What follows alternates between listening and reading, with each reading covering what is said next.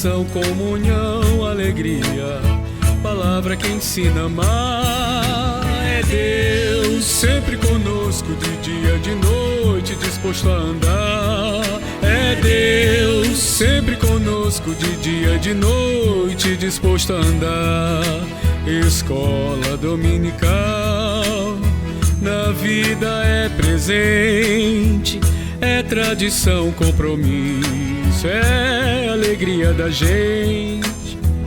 É tradição, compromisso, é alegria da gente. Não perca a hora, vamos embora, Jesus quer transformar nossa história. Não perca a hora, venha-se embora, Jesus quer transformar sua história. Fé no caminho, serviço e missão.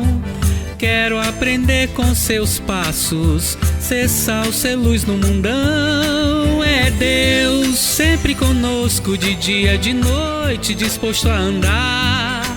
É Deus sempre conosco, de dia e de noite, disposto a andar. Escola dominical, na vida é presente, é tradição, compromisso, é alegria da gente. É tradição, compromisso, é alegria da gente. Não perca a hora, venha-se embora, Jesus quer transformar nossa história. Não perca a hora, venha-se embora, Jesus quer transformar sua história. Não perca a hora, venha-se embora, Jesus quer transformar nossa história.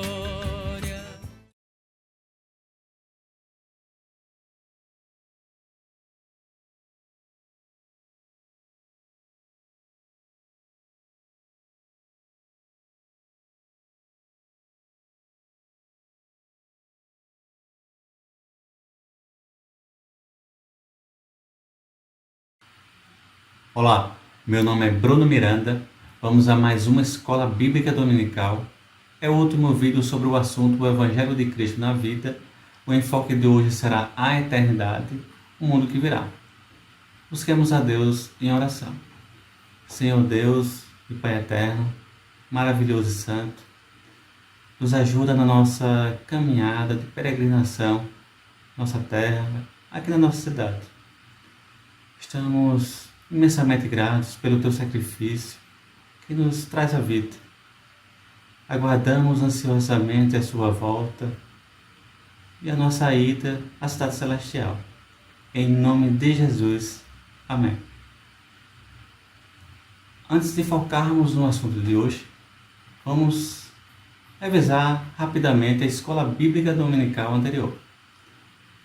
Vimos que devemos levar a justiça a todas as pessoas necessitadas. É um importante papel da comunidade de fé praticar a justiça e amar a misericórdia. Devemos estar envolvidos com o nosso próximo, com os pobres e os marginalizados. Uma consciência social profunda e uma vida derramada em obras de serviço aos outros, e especialmente aos pobres, é o sinal inevitável da verdadeira fé e de um real relacionamento com Deus. Esse vídeo é uma reflexão para pessoas que vivem na cidade temporal e está se preparando para a cidade eterna, a Nova Jerusalém, a eternidade. Na história de Israel, abrangido pela Bíblia, houve períodos em que os israelitas viveram como fiéis em um povo pluralista e pagão, entre povos de cosmovisões completamente diferentes da nossa, mas há momentos da história em que as pessoas da comunidade de fé estão se moldando ao mundo. Como estamos? Estamos nos moldando ao mundo e nem estamos percebendo, ou estamos nos mantendo firmes no caminho terreno em direção à cidade celestial? O cristão tem uma peregrinação, e nesta peregrinação duas coisas são certas. Temos um caminho difícil e uma vitória no final.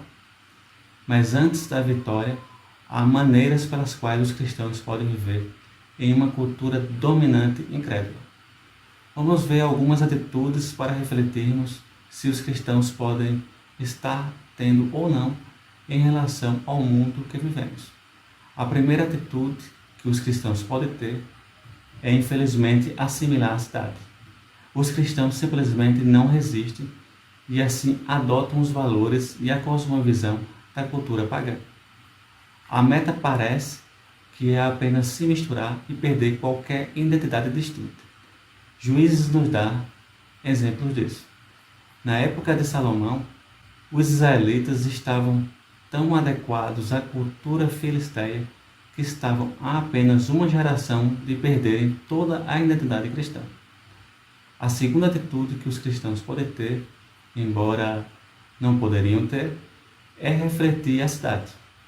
Os cristãos mantêm alguns aspectos da fé e práticas cristãs, mas adotam os valores e cosmovisões mais fundamentais da cultura dominante.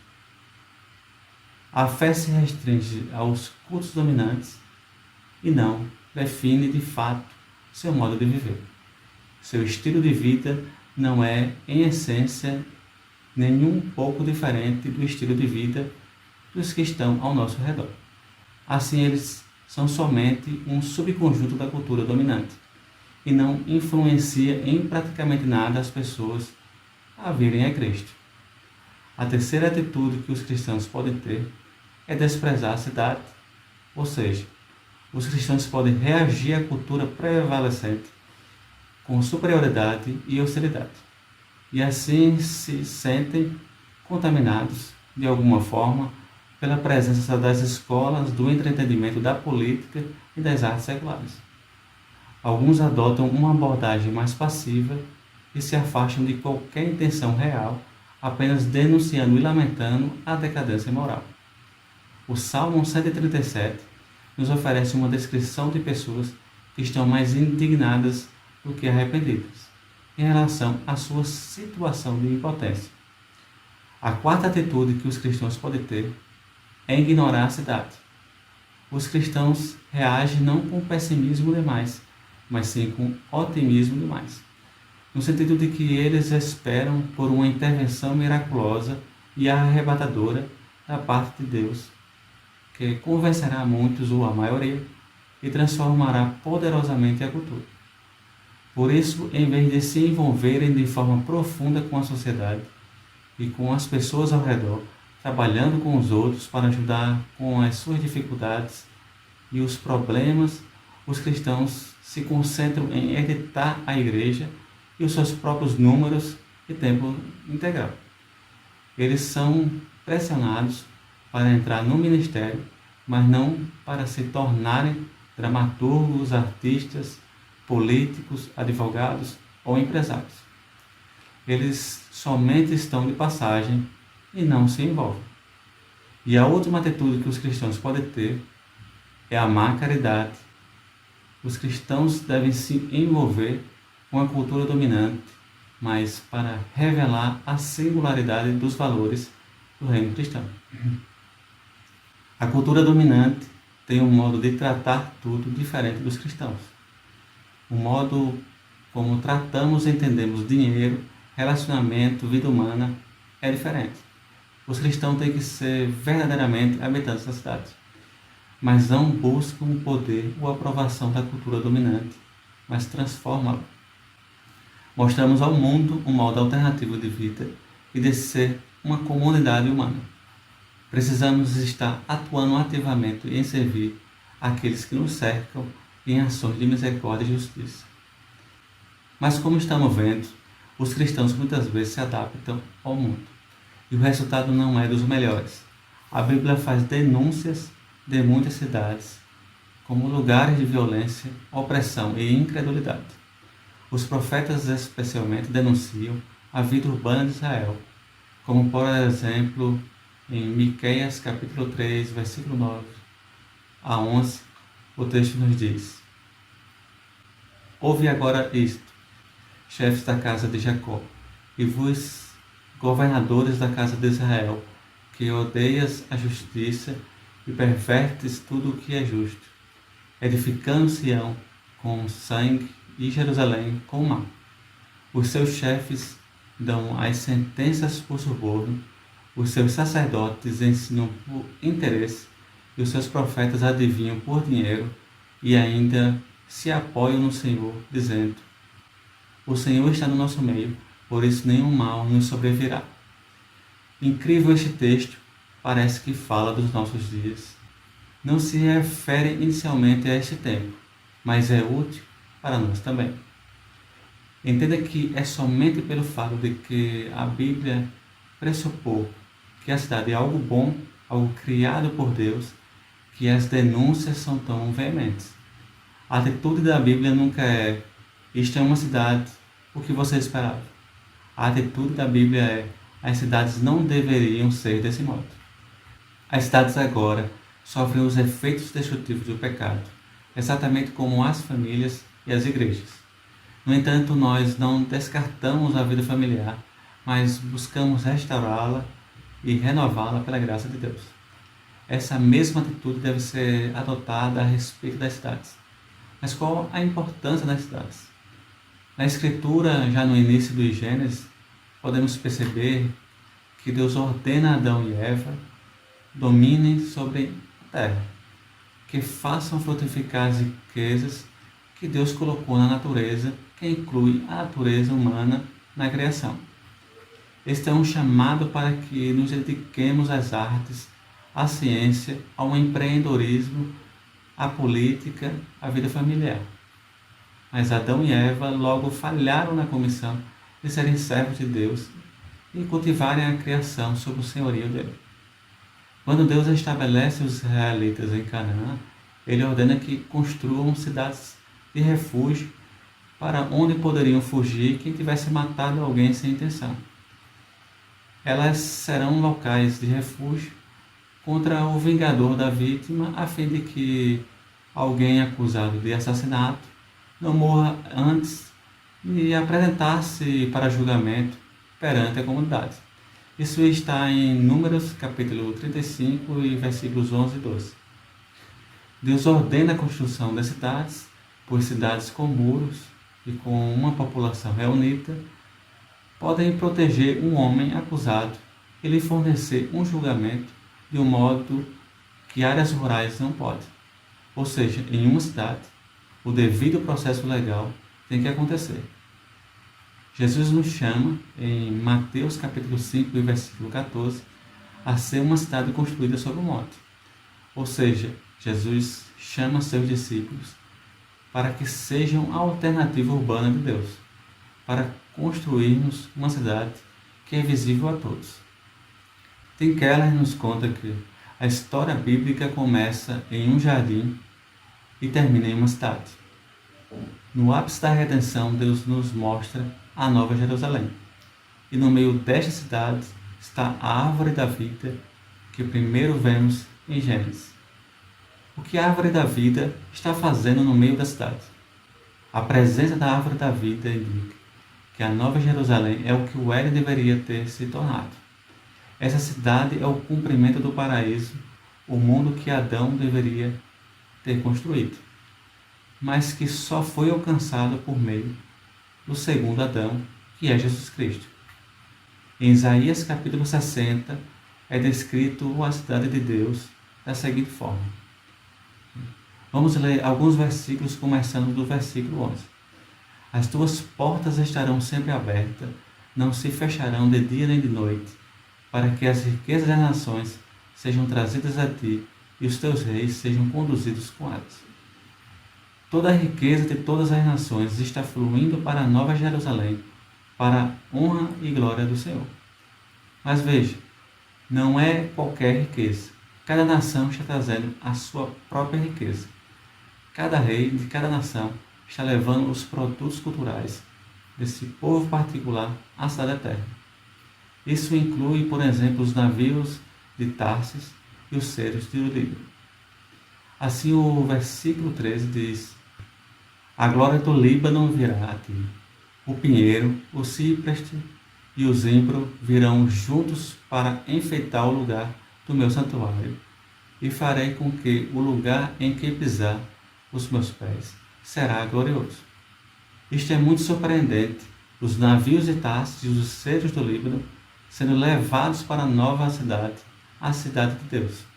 É surpreendente porque no capítulo 2 de Isaías Deus condena os cedros do Líbano e todos os navios mercadantes, pois eram construídos em autodependência arrogante e eram usados militarmente.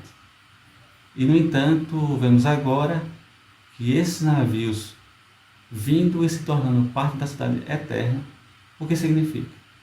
Significa que até os produtos das nações pagãs ou os inimigos de Israel, bens culturais que não foram criados para a glória de Deus, que foram criados para a glória do homem, ou até mesmo para a glória de falsos deuses, essas coisas estão sendo levadas à cidade de Deus, porque estão sendo transformadas e incorporadas no novo céu e nova terra. E o que isto significa? Significa que nessa nova criação ainda haverá arte e arquitetura. Nós mesmos, fisicamente, no nosso corpo da ressurreição, estaremos ali transformados e incorporados à cidade de Deus. Nosso trabalho será transformado. O fogo no final que surge não é simplesmente para destruir tudo. Esse fogo purgará tudo. A purificação fará com que as impurezas cairão, e o mal cairá, e tudo que é pecaminoso cairá.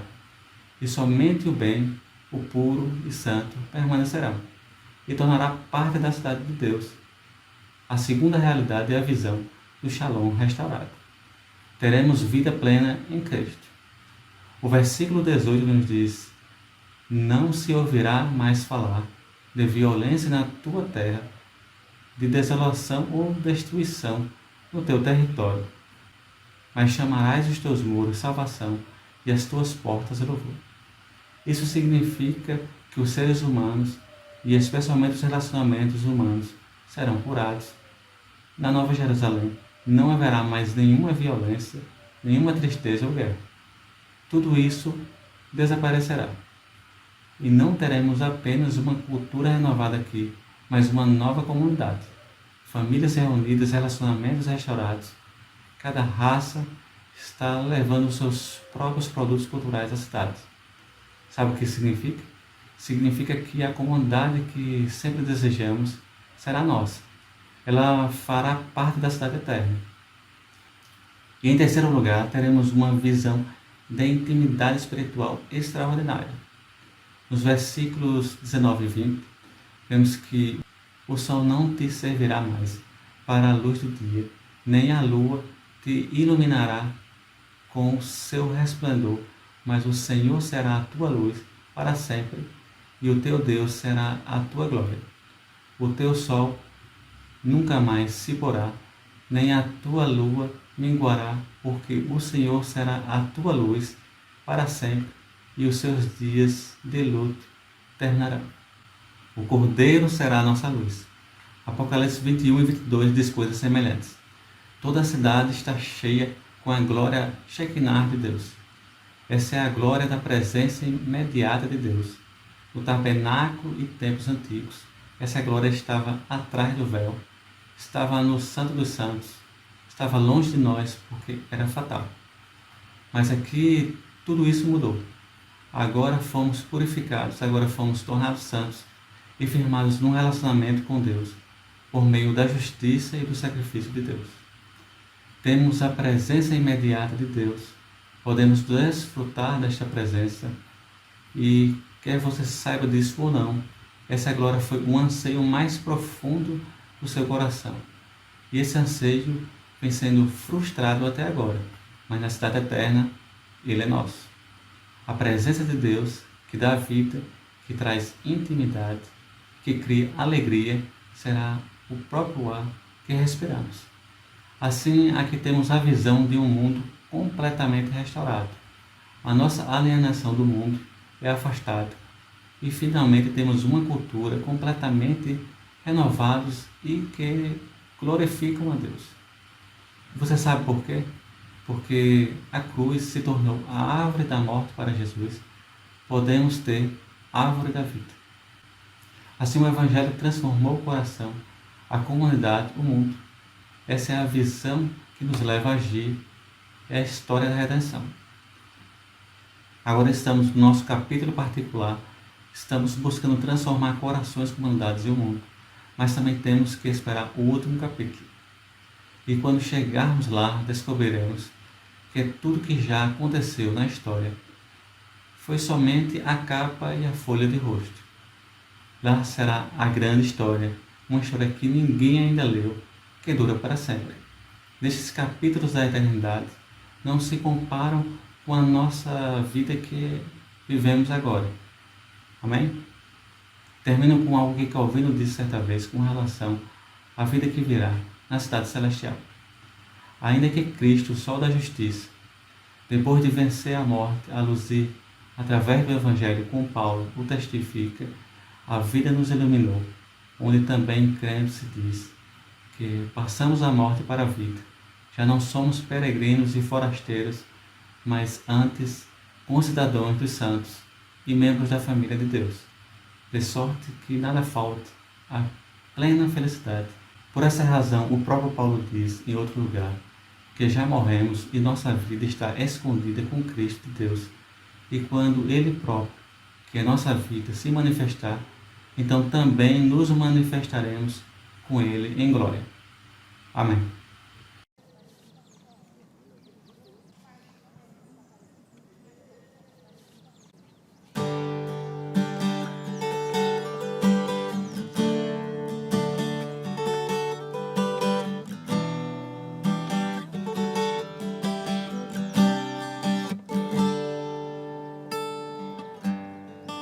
Quero estar em tua presença. Quero estar em tua presença, Senhor.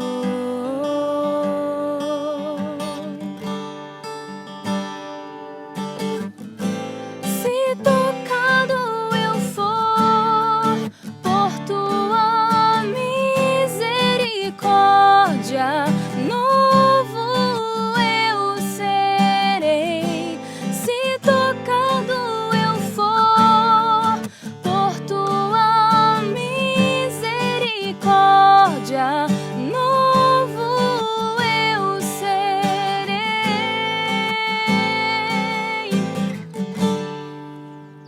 tua presença cura todas as feridas que causei, todas as feridas que fizeram em mim, Senhor. Tua presença cura todas as feridas que causei, todas as feridas que fizeram em mim, Senhor.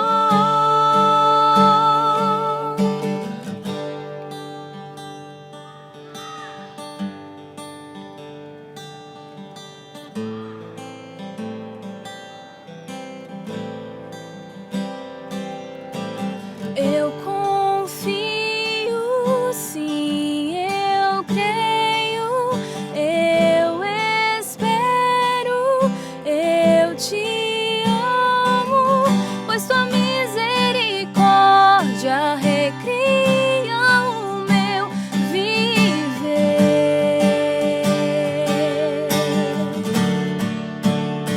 Tua presença cura todas as feridas que causei, todas as feridas que fizeram